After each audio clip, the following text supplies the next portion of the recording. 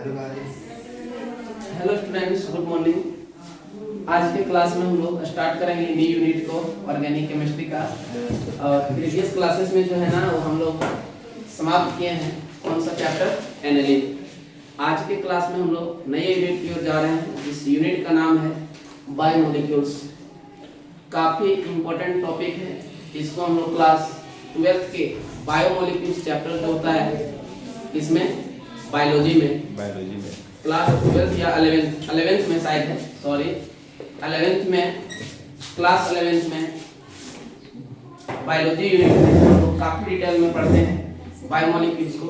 और class 12th chemistry, organic chemistry में दिया गया है इस यूनिट को, तो थोड़ा सा इसके बारे में हम लोग जानकारी लेंगे। यह बायोमोलिक्यूल्स होता क्या है, तो आज के क्लास में हम लोग डिस्कस करेंगे बायोमोलिक्यूल्स को। ठीक है। अगर आप बियॉन्ड्स के चैनल पे न्यू होंगे तो सबसे पहले इस चैनल को आप सब्सक्राइब करेंगे, लाइक करेंगे, कमेंट करेंगे। ठीक है। जितने भी अपडेटेड वीडियो आएंगे सारा वीडियो आपको मिलेगा अगर आप इस चैनल को सब्सक्राइब करते हैं तो। इसलिए आज के क्लास में आप सुनिए कि बायोमोलिक्यूल्स होता क्या है। क्लास 12th का यूनिट नंबर 7 है और आज इसका लेक्चर नंबर 1 हम लोग स्टार्ट करेंगे। तो आइए देखते हैं कि यह बायोमोलिक्यूल्स होता क्या है। थोड़ा सा हम लोग आज इंट्रोडक्शन क्लासेस का देखते हैं। आपको पता होगा कि बाई का मतलब होता है दो और मॉलिक्यूल्स का मतलब हुआ मॉलिक्यूल्स। ध्यान देंगे, बाई का मतलब क्या हुआ दो और मॉलिक्यूल्स का मतलब कितना मॉलिक्यूल्स का बात करेंगे, दो मॉलिक्यूल्स का बात करेंगे। ध्यान देंगे स्टूडेंट्स, बाई का मतलब हुआ दो और मॉलिक्यूल्स का मतलब हुआ कितना मॉलिक्यूल्स, दो मॉलिक्यूल्स। समझ गए। तो हम लोग जानते हैं कि सिस्टम दो प्रकार का होता है। एक सिस्टम को हम लोग बोलते हैं लिविंग सिस्टम और दूसरे सिस्टम को हम लोग बोलते हैं non living system.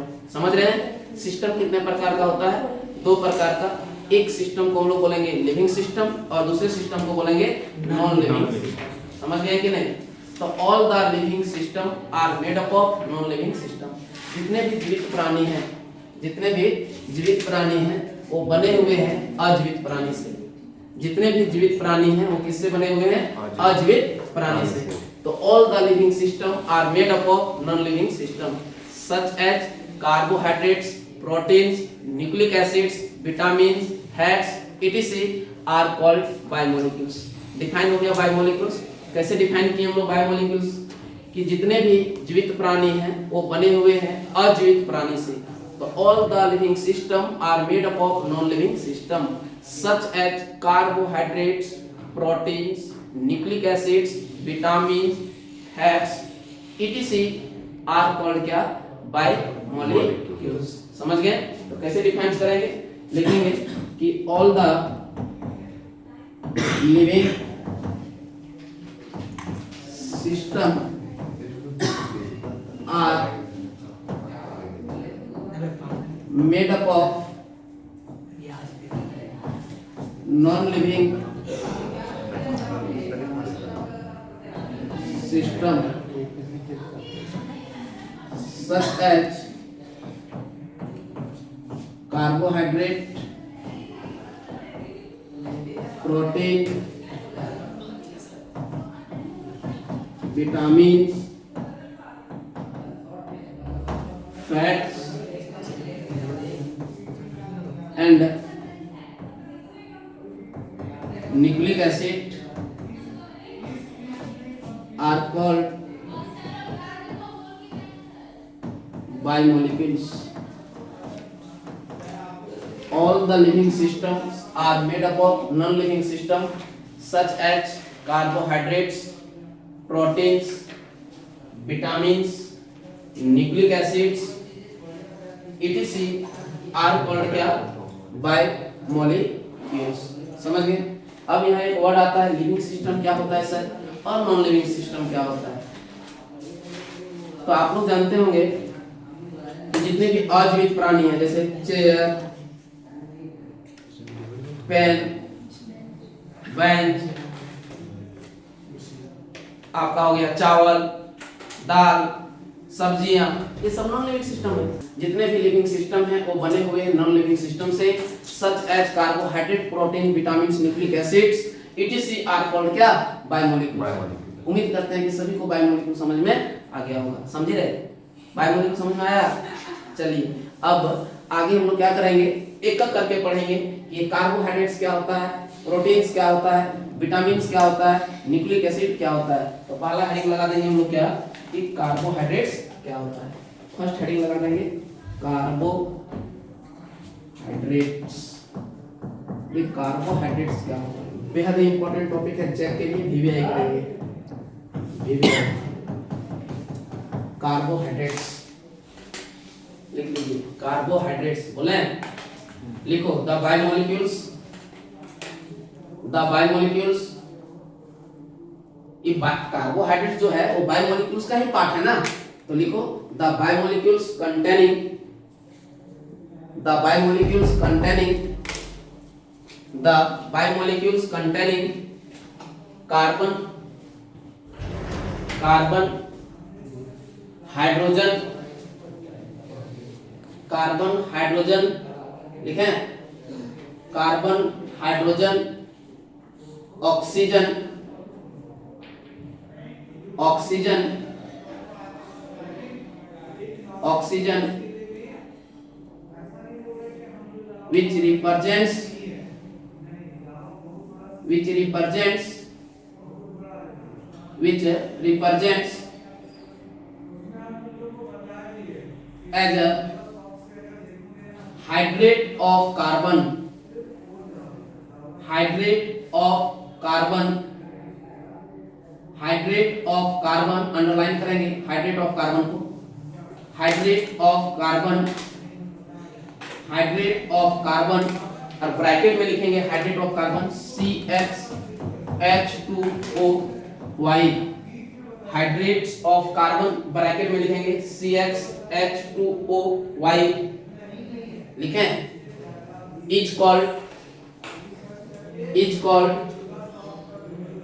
is called carbohydrates, is called क्या, carbohydrates, is called carbohydrates। इसी को हम लोग क्या बोलते हैं, कार्बोहाइड्रेट्स बोलते हैं। ध्यान देंगे एक बार फिर से, क्या बोले, बायोमोलिक्यूल्स को डिफाइन करने के बाद हम लोग पहला हेडिंग लगाए हैं कार्बोहाइड्रेट्स। कार्बो का थोड़ा सा टंग्स को खोलने का प्रयास कीजिएगा। कार्बो का मतलब होता है कार्बन, कार्बो का मतलब क्या हुआ, कार्बन, और हाइड्रेट का मतलब होता है पानी, हाइड्रेट का मतलब क्या होता है, वाटर, H2O, क्या होता है, H2O। तो वैसा बायोमोलिक्यूल्स जो कंटेन करता हो कार्बन को, हाइड्रोजन को, ऑक्सीजन को, और फॉलो करता हो, रिप्रेजेंट्स करता हो हाइड्रेट ऑफ कार्बन को। समझ रहे हैं क्या बता रहे हैं सो, कि वैसा बायोमोलिक्यूल्स जो कंटेन करता हो कार्बन को, हाइड्रोजन को, ऑक्सीजन को, एंड फॉलो करता हो हाइड्रेट ऑफ कार्बन को, जिसको डिनोट किया जाता है CxH2O(Y), ऐसे बायोमोलिक्यूल्स को हम लोग कार्बोहाइड्रेट के नाम से जानते हैं। लिखें इज कॉल्ड कार्बोहाइड्रेट्स, लिख लें। फुल स्टॉप के बाद पैराग्राफ चेंज करके लिखेंगे, बोले लिखो, लिखो, लिखो most of the carbohydrates, most of the carbohydrates, most of the carbohydrates, लिखें most of the carbohydrates, most of the carbohydrates can be represented as a hydrate of hydrate of hydrate of hydrate of carbon, hydrate of carbon, hydrate of carbon। जैसे लिख लो glucose, example में glucose C6H12O6, glucose C6H12O6, glucose नाम है इसका, glucose, glucose लिखे, लिखो आगे ribose, हाँ एग्जांपल में राइबोज C5H10O5, राइबोज लिखे। आगे लिखो एरेबिनोज, एरेबिनोज, एरेबिनोज C4H8O4,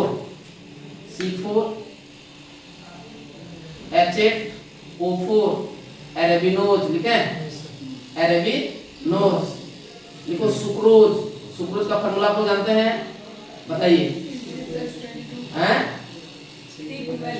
C12H22O11 लिखो, C12H22O11 O11। चलिए अब एक बार समझते हैं कार्बोहाइड्रेट्स को फिर से। क्या क्या फार्मूला आप लोग को बताएं? एक बताएं ग्लूकोज का, ध्यान देने को। एक फार्मूला में क्या बने, थोड़ा सा देखिएगा। ग्लूकोज का C6H12O6, यही ना पढ़े, C6H12O6। और हाइड्रेट ऑफ कार्बन हम लोग क्या बोले, CXH2O, और ऐसे लिखे हैं Y, यही ना लिखे हैं, CXH2OY। समझ गए ना? समझने का प्रयास कीजिएगा कार्बोहाइड्रेट को। कार्बो का मतलब बताएं कार्बन, और हाइड्रेट का मतलब बताएं वाटर, H2O। तो H2O मतलब हाइड्रोजन ऑक्सीजन, और कार्बन मतलब कार्बन। तो उस तरह का बायोमोलिक्यूल्स जिसके पास कार्बन भी होगा, हाइड्रोजन भी होगा, ऑक्सीजन भी होगा, और ये तीनों को होने के बावजूद भी वो हाइड्रेट ऑफ कार्बन को फॉलो करता होगा, तो वैसे कंपाउंड्स को या वैसे बायोमोलिक्यूल्स को हम लोग कार्बोहाइड्रेट के नाम से जानते हैं। समझ में आया बात को, क्या बोल रहे हैं सो? तो सर इस मॉलिक्यूल्स के पास कार्बन तो है, हाइड्रोजन तो है, ऑक्सीजन तो है, क्या ये हाइड्रेट ऑफ कार्बन को फॉलो कर रहा है या नहीं? अगर हाइड्रेट ऑफ कार्बन को फॉलो करेगा तब यह कार्बोहाइड्रेट कहलाएगा, अदरवाइज नहीं कहलाएगा।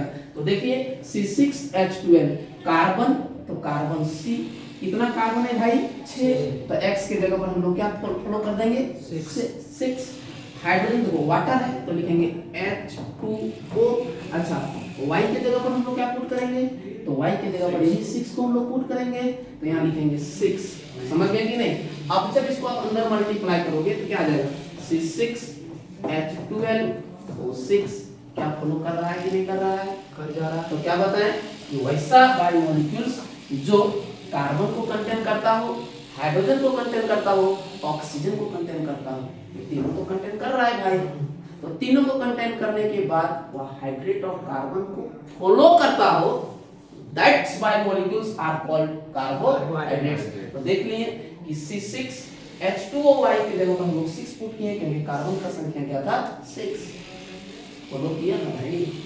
तो ऐसे कंपाउंड्स को हम लोग कार्बोहाइड्रेट के नाम से जानते हैं। दूसरा एग्जांपल आप लोग को लिखा है हम सुक्रोज का।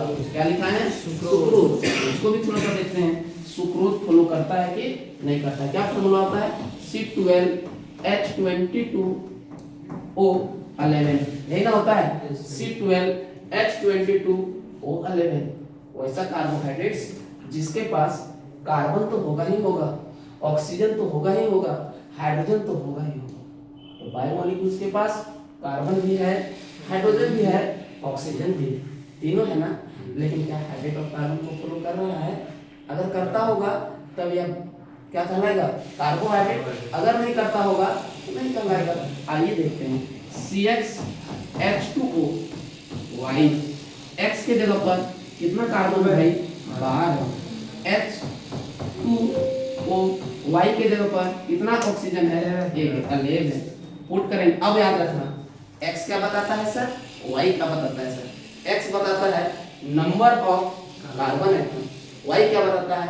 Number of oxygen atom. इस कंपाउंड्स में कितना कार्बन है, कितना ऑक्सीजन है, दोनों मिलाने के बाद हाइड्रेट ऑफ कार्बन को फॉलो करता है या नहीं करता है? देखिए इधर C12H अंदर मल्टीप्लाई होगा 22, अंदर मल्टीप्लाई होगा वो 11। क्या ये हाइड्रेट ऑफ कार्बन को फॉलो कर रहा है?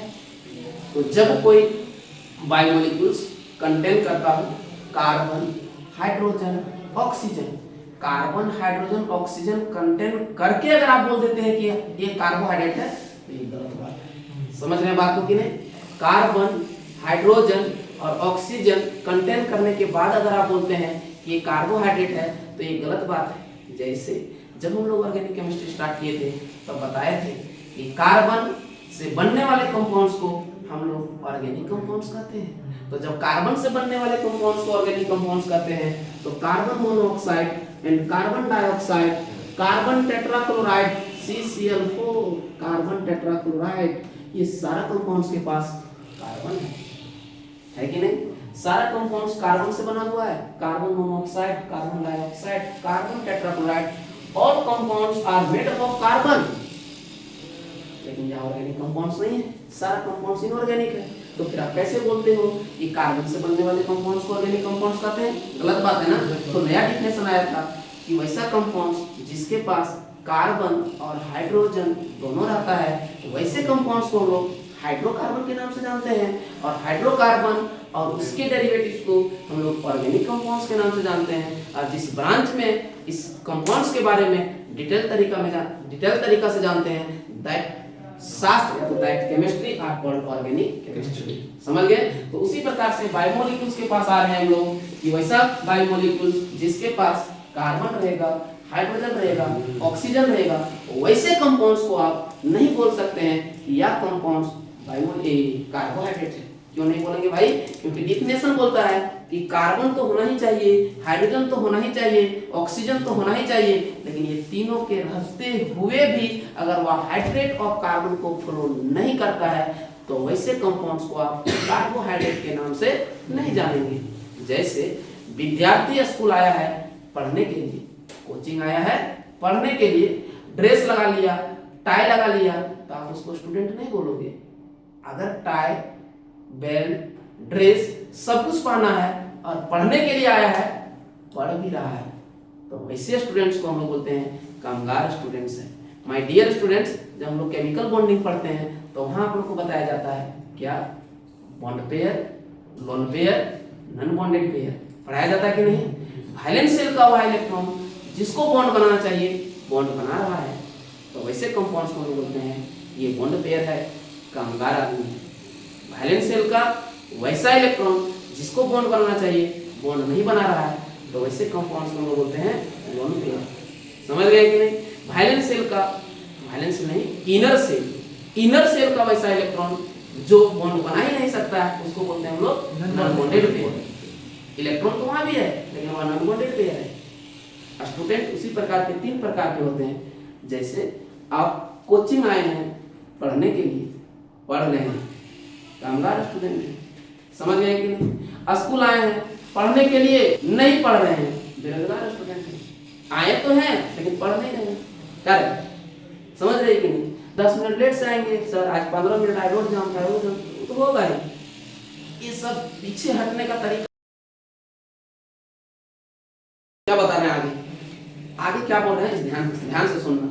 क्या यह डिफिनेशन किस हद तक सही है, किस हद तक गलत है? किस हद तक यह डिफिनेशन सही है और किस हद तक गलत है?